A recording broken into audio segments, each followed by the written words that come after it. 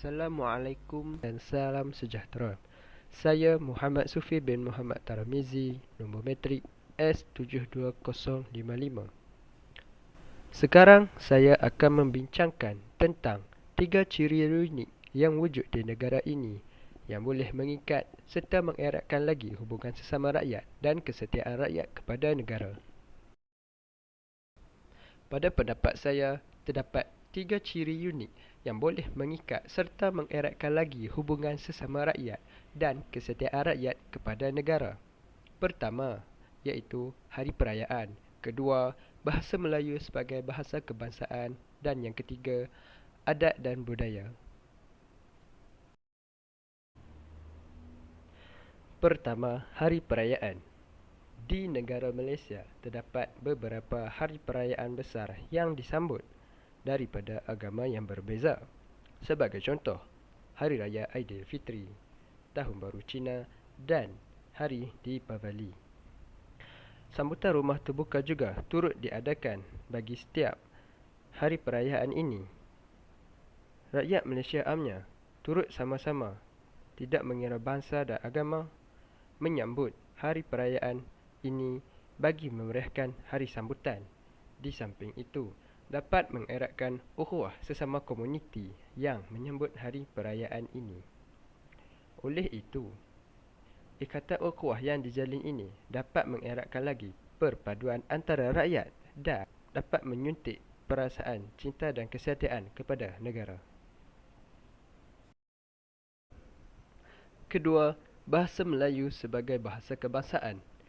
Dengan menetapkan bahasa Melayu sebagai bahasa kebangsaan, rakyat Malaysia sentiasa hanya menggunakan satu bahasa di dalam aktiviti atau urusan harian. Walaupun terdapat bahasa India dan bahasa Cina bagi bangsa India dan bangsa Cina, rakyat Malaysia lebih mesra dalam menggunakan bahasa Melayu di dalam pertuturan sehari-harian. Di negara Malaysia juga telah ditetapkan penggunaan bahasa Melayu sebagai bahasa pengantar di dalam setiap urusan rasmi. Bahasa Melayu sebagai bahasa kebangsaan telah ditetapkan di bawah Akta 152 Perlembagaan Persekutuan dan diperkasakan lagi dengan Akta 32 iaitu Akta Bahasa Kebangsaan 1963 Seksyen 67. Oleh itu, bahasa Melayu sebagai bahasa rasmi jelas dapat mengeratkan perpaduan kaum di negara ini tanpa menimbulkan konflik bahasa. Akhir sekali, perbezaan adat dan budaya. Terdapat beberapa kategori bagi adat dan budaya mengikut kaum seperti pemakaian, makanan, seni dan muzik. Perbezaan-perbezaan ini dapat menarik minat individu dalam menambah pengetahuan serta dapat menjana perpaduan antara kaum dalam mengenali adat dan budaya kaum yang berbeza.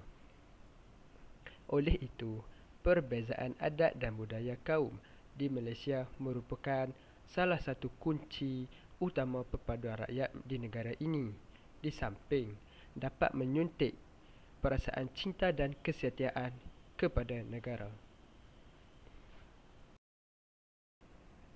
Kesimpulannya, terdapat berbagai ciri yang unik yang terdapat di negara Malaysia yang mampu mengeratkan hubungan antara rakyat dan kesetiaan rakyat kepada negara.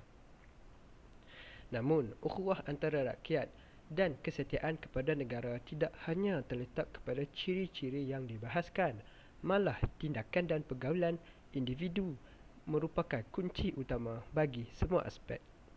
Harapan saya berharap negara Malaysia akan sentiasa harmoni dan istimewa di mata dunia dengan keunikan yang terdapat di negara ini. Sekian, terima kasih.